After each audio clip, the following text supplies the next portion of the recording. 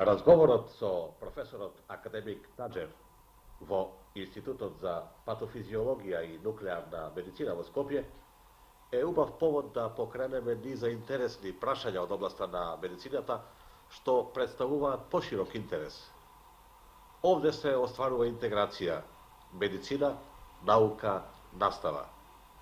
Би рекол се остварува и една друга интеграција, специализација во медицината и интеграција поради преземање на покомплексни истражувања и зафати во областа на заштитата на луѓето.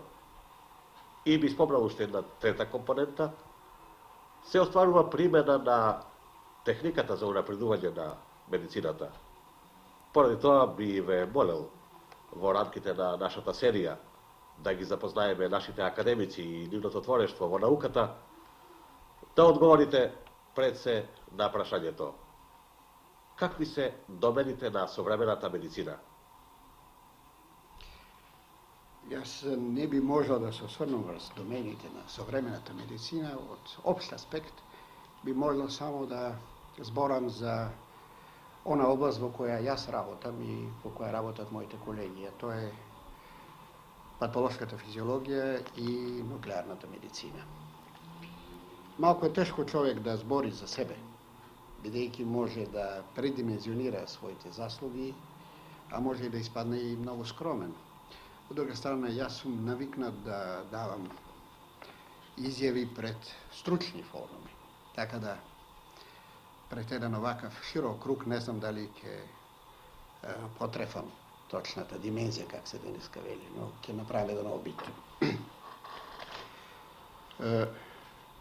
Примената на нуклеарна енергија во медицината е една значајна работа, бидејќи како една нова дисциплина вметнува многу нови полја на истражување и брзи дијагностички сознања. Ние сме во главном ориентирани кон дијагностика. Дијагностика со помошта на радиоактивни изотопи. И во таа област лабораторијата се развива од 1958 година, кога почнаха да се развиваат сите лаборатории. И тај развиток е бил прилично брз, но континуиран. Денеска сме стигнати до еден програм кој обухватува можда повеќе од 10.000 пациенти годишно. Тоа значи да ние испитуваме 10.000 човека со повеќе радиоизотопни операции. Тоа е една прилично голема бројка и тоа покажува тај континуиран успон кој почна само со 10 пациенти годишно, а денеска имаме таква голема бројка. Имаме еден скенер кој слика пациентите со еден детектор кој минава преку површината на телото на пациентот и когато најде на изотоп дава соодветната слика. Скенографијата трае подолго време отколкото на гама камерата, меѓутоа сликите се прецизни, добри и може да дадат добра информација за состојбата на органот кој се испитува. Овај скенер е во колор, така да дава на убава слика во боја и лекарот, практичар, побрзо може да се ориентира. Што денес има медицината во рацето на изотопите? Би можело да се каже дека примената на радиоизотопи се развива во главном во областта на истражување и дијагностика. Во првите обиди 42 година, 48 година, пресе во Америка, во Лос Аламос и во тие зони каде се створиха првите реактори, се мислеше дека радиоактивните изотопи ќе имат примена и во лекувањето на болните, во директното озрачување и со радиоизотопи и лекување. Меѓутоа, после се види дека значењето на радиоизотопите за директното лекување има за сега ограничена примена. Но во дијагностиката дојде до еден невероватен развиток. Дијагностика во два смисла. Во испитување на лабораториски работи кај човекот, установување на функциите на разните органи и системи, а од друга страна прикажување, визуализирање на органите и системите. Со помоша на изотопите вие можете денеска да прикажете скоро секој орган на човекот in vivo, тоест без да вршите агресија. Пример, вие можете да го видите црниот дроб, анфас, од страна, од сите позиции, без да вршите некаква инвазија, как се вели, на организмот. Порно требаше да се направи оперативен захват, да се отвори термошната шупина за да се види црниот дроб.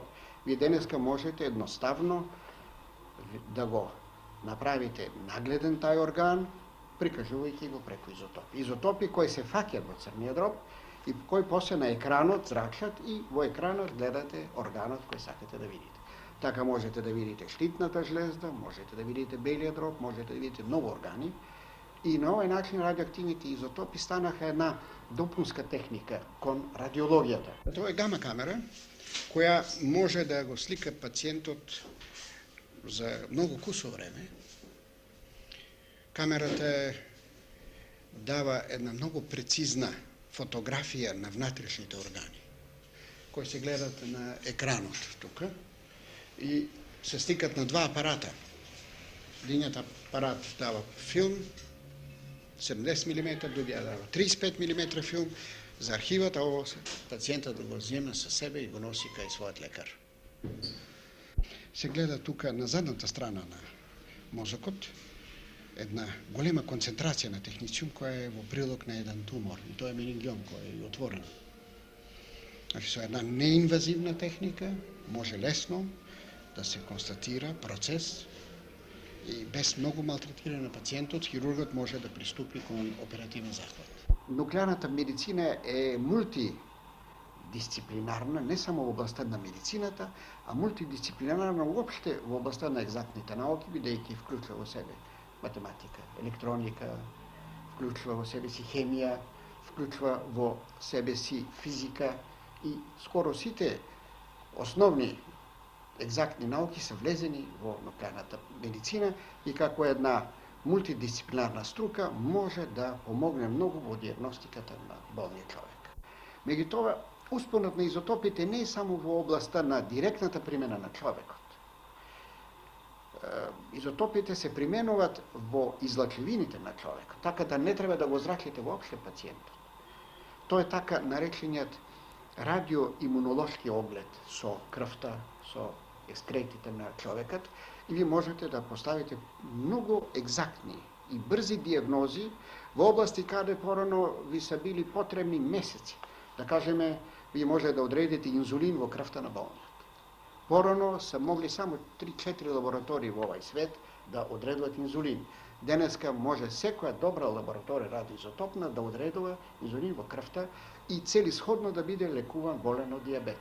Ако имате предвид дека имаме диабетичари околу 1 до 2% од луѓето, да, тоа значи дека ние можеме еден широк слој на луѓе да ги лекуваме целисходно, дозирајќи инзулинот во крвта, знаејќи колку инзулин има и знаејќи колку треба да му надокнадиме со лекување или со диета, со начини на кои треба да биде третиран пациентот. Тоа се инструменти со кои мериме радиоактивноста инвитро, во епруветки, излучевини, крв од пациентите се мери радиоактивноста во епруветки кои се тука, кои се клават во тај мерачки систем, кои можат да се стават околу 100 узорка, кои се автоматски мерат, тука се стават 300 узорка и таму се стават во тај апарат, може да се става 300 узорка и може да се мери активноста, да се откријат многу болести преку мерење на активитетот во крвта на пациентите. Дали гушавоста во Македонија е намалена? Намалена е. Гушавоста во Македонија, јас се сеќавам кога бев млад доктор, така на стаж кај покојниот академик Арсов, тој беше мој шеф и учител, кај него, во неговата оделение на бившата земска болница, може да се каже дека констатирахме гушавост во Македонија околу 90%. 80 до 70% во Источна Македонија, повеќе од 90% во Западна Македонија. Откато се воведе 1956 година, јодираната сол, Тузланската сол се јодира вештачки. Да.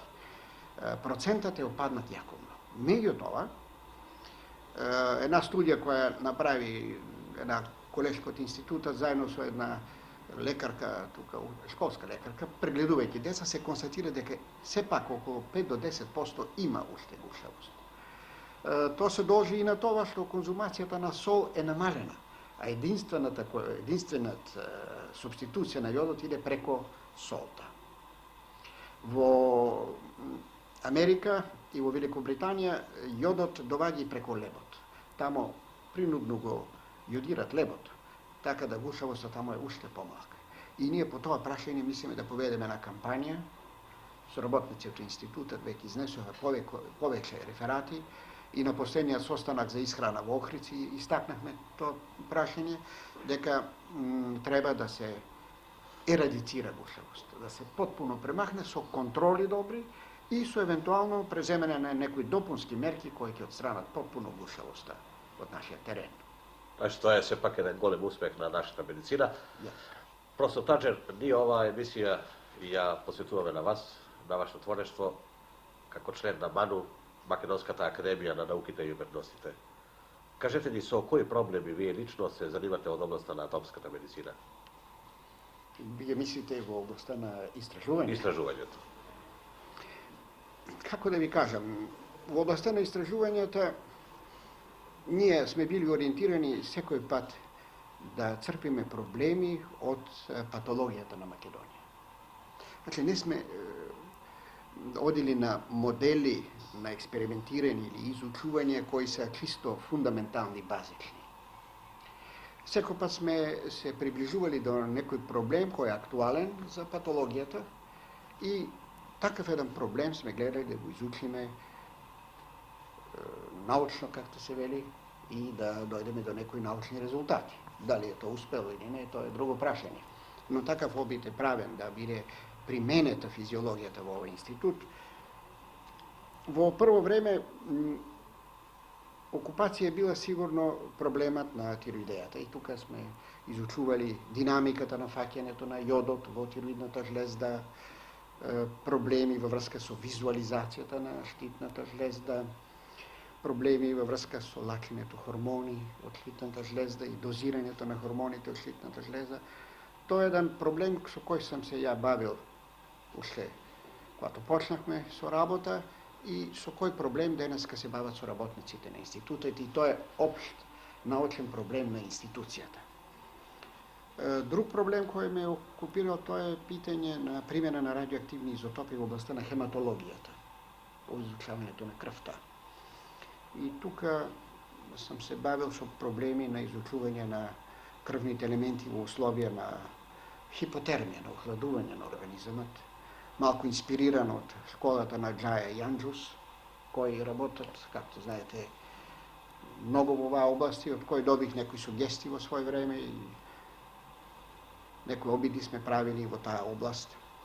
После, бавејќи се со хипотермија и со терморегулација, почна да се бавам и со питање на хипертермија, на загрејавањето на организмот. И тука со Институтот за физиологија на Природо-математички факултет со мојот колега Бузалков, професор Бузалков. И тука сме правили огледи, испитувајќи крвните зрнца кај хипертермизирани животни. Тука најдовме некои константи на скратување на животот на еритроцитите во прегреан организам, нарушување во резорпцијата, нарушување во некои физиолошки параметри, кои со изотопи сме изучавали во организам кој е загреан, хипертермизиран. Последно време се бавам со питање на обележување, маркирање на крвни зрнца и последниве 2 години се бавам со питањето, со прашањето на маркирање на тромбоцити. Јас уште како млад лекар сум се бавил многу со тромбоцити, со питањето на хемостазата, на коагулацијата на крвта. И сега се враќам малку кон тие први своји изучувања, меѓутоа пак од аспект на работа со радиоактивни изотопи, тука маркирам тромбоцити, мислам дека може да излезе нешто посериозно, но не знам уште, ќе чуеме критиката и ќе чуеме резултатите кои ќе се добијат. Дали тука има иновации во примената на изотопи? Сум информиран дека нешто за фармацијата работите во примената на изотопите и дека е тоа до известна степен ваша иновација. Као иновација, во прав смисол на зборот, не знам дали може да се каже. Меѓутоа, навистина во нашата изотопна лабораторија ние сме први направили или организирали радиофармацевско оделение. Јас верувам дека и во другите лаборатории во Југославија постепено ќе се развијат тие радиофармацевски оделенија. Нашето радиофармацевско оделение веќе постои, ја би река, повеќе од 10 години. Почнахме со маркирањето на хипуран, кој хипуран служи за испитување на бубрезите. И тука ние сами маркиравме хипуран и го употребуваме, веќе сме направили приличен број на испитувања. Примена на човек има преку 25.000 испитувања до сега и методата на маркирање на хипуран ја презеде пред повеќе години Винча. Меѓутоа, они ја усавршија и они ја технолошки направиха така што они комерцијално ја користат. Ова просторија е оделението за радиофармација, припремање на лекови радиоактивни со кои сликаме органите или испитуваме органите и системите на човекот. Имаме тука еден мали генератор. Овој генератор ни дава радиоактивниот изотоп кој го измолзоме, како се кажува, и вадиме од реакторот и го вградуваме во медикаменти кои убрискуваме на човек. Имаме справи за стерилизација, за контрола, за мерење на дозата и откако е проверен материјалот се инжектира за диагностика. Професор Таджер, што представува техниката за современата медицина? Ако смеам да кажам дека она представува јако многу. Меѓутоа не треба да испуштаме од предвид основните достигнувања на медицината кои се направени не толку со техника, колку со обсервација и со онај основен преглед на болниот. Мојот учител, професор Александар Игнатовски, кој бил тука директор на нашата интерна клиника и порано е бил директор и управник на клиниката во Белград, интерната клиника, секој пат ме е учил дека 5 чула се основата на медицината. И тоа е многу точно. И треба добро да го видите болниот, да го сослушате добро, да чуете неговите феномени, оскултација на латински, да го палпирате. Треба чулото на мирис да го примените, чулото на слушање. Сите 5 чула треба да ги аплицирате, за да добиете една прва диагноза. После доаѓа техниката за која вие поставате прашање. И во таа техника лабораторијата зема многу големо место. И во таа лабораторија која е биохемиска, би рекол и рентгенска и разни други физички методи, хемиски методи на испитување, тука во тај склоп спаѓа и примената на нуклеарната енергија. Така да ние не сме една струка која виси во воздухот самостално, ние сме фундирани врз клиниката. А клиниката се е оно што Игнатовски е учил своите белградски и своите скопски ученици основниот преглед на болниот. И вие на вашите студенти говорите за 5 сетива. Да. Меѓутоа на сцена стапуваат компјутери, кои исто така имаат сетива. Yeah. Што тоа значи за медицината? Компјутерите имаат многу големо значење. Меѓутоа информацијата со која треба да го храните компјутерот треба да биде многу сеопфатна и многу прецизна. Иначе ќе го излажете компјутерот и компјутерот ќе ви даде погрешна информација на крај крајава. Значи, компјутерот може да олесни многу работи и ние во медицината и биологијата применуваме многу методи на компјутерска обработка. Например, нашата гама камера доле која ќе ви покажам, она може да даде многу подобри резултати ако е компјутеризирана. Ако резултатите кои ги дава камерата се обработат на механичен начин и информациите ги добиеме. Но основни работи може да се добијат и без компјутеризација. компјутеризација, ради компјутеризација, мислим дека може и да отклони човекот од правото истражување. Потребно е, но со циљена индикација и со циљена примена. Инако ќе биде помодарство, а мислим дека не смее да има во науката помодарство. Вашава институција се состои од 3 ката. Да. Имате наставен оддел, оддел за примена и за фундаментални истражувања. Како остварувате синтеза, интегритет меѓу тие 3 значајни области на институцијата? Самата организација на работата наша е определена преку тие 3 вида на дејности. Ние сме на факултетот наставници и студентите сме должни да ги едуцираме во градивото на патолошка физиологија и нуклеарна медицина. Тука доаѓаат предавања, доаѓаат и вежби.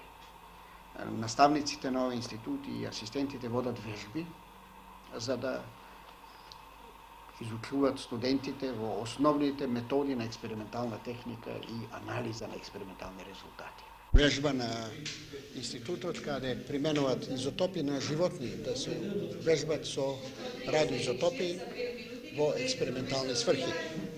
Како името, колешки, извините? Наградска Виолета. Виолета. Дали разбрахте вежбата денеска? Да, прилично. Научихте што е плато на Гајгер-Милерова цевка, да?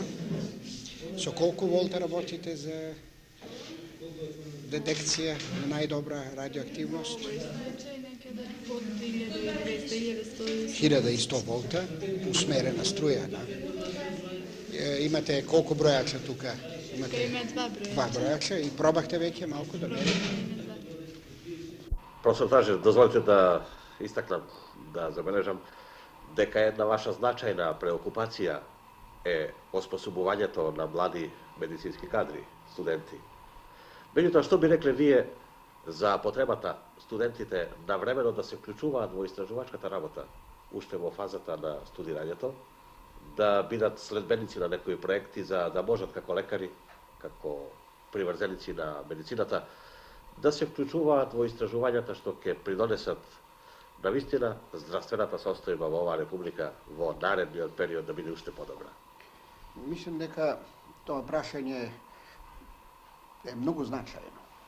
Ние треба студентите да ги запознаваме со достигнувањата на науката. Ние не смееме да изнесуваме материја која е застарена. А од друга страна треба да ги вклучуваме во научниот процес.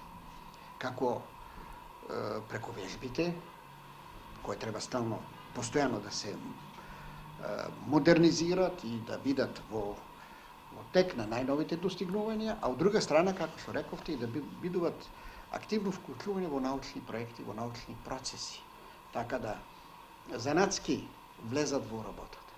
Не треба да ве чуди дека е тоа потребно. Ако сакате да знаете, пронаоѓањето на инзулинат е работа на еден студент. Студент во Канада е практички пронашал инзулинат. Наоѓањето на некои многу значајни рефлексии во организамот људски се работа на студенти, кои вклучени во работата на екипата, на професорот, со својот луциден, не обременет мозок, се дошли до многу брзи заклjučci за кои еден постар професор веројатно долго време би се вртел во круг, а тој преко и директно доаѓа до научни констатации. Така да студентот треба да биде вклучен и лекарот кој прегледува, во сошност со секој пациент он решава еден научен задаток. Секој човек има своји специфичности. Ние немаме стереотипност во нашата струка.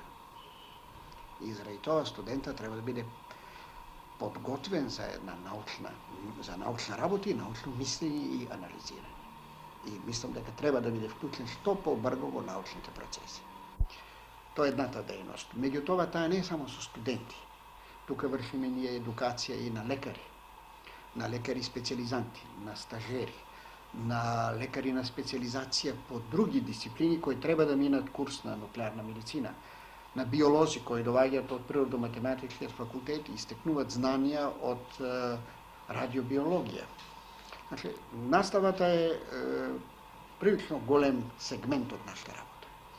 Друг еден дел во нашата работа тоа е Истражувањата, како ви рекох и пред тоа, се усмерени кон истражување на проблеми кои извират од патологијата. Пред колку години е формирана ваша институција? Институцијата е формирана 49 година, која е била чисто едукативна институција, само за настава. И од 51 година е почнала да се бави со проблеми на примена на физиолошки техники во изучувањето на болниот човек.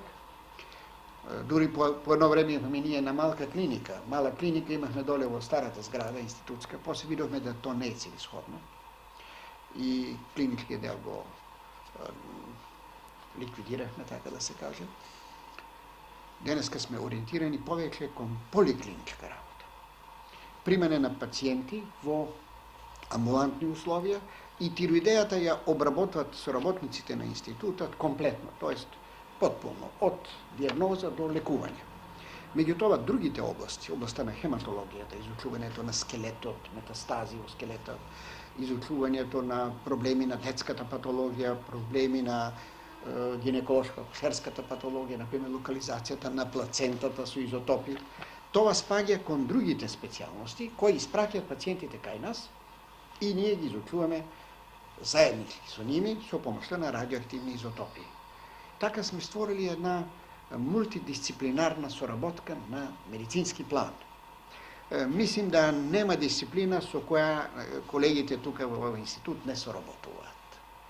Значи, од физиологија горе, клиниката за градни болести, инфективни болести, да не ги споменувам со сите тие, ние соработуваме на база на поликлиничка услуга. Не хоспитализираме пациентот, а го примаме, изработуваме методата која треба да служи за диагноза. Често пати го викаме лекарот да дојде, да види, да се консултираме со него, да видиме што гледаме.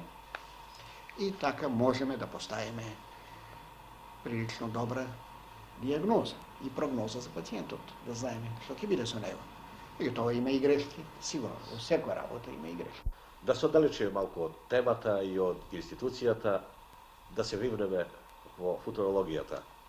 Што очекувате вие во медицината во наредните 10, 20 или 30 години? Овакво питање малку ми доаѓа изненадувачко питање. Јас мислам дека диагностичката техника се повеќе и повеќе ќе се развие. Да? Многу болести кои не се изучени до денеска, кои не се познати причините, ќе се знае узрокот. Тргнувајќи од мојата струка, примената на изотопи, јас верувам дека радиоактивните изотопи ќе изиграат една многу важна улога во напредокот на медицината. Благодарам. Драги гледачи, ете тоа беше нашата средба со академикот Таџер, која не информира за низа достигања во медицината, за низа дострели, меѓутоа ни долови и еден оптимизам кој се темели на науката и нејзините можности да решава фундаментални прашања од областа на здравствената заштита на работните луѓе и граѓаните. Благодарам.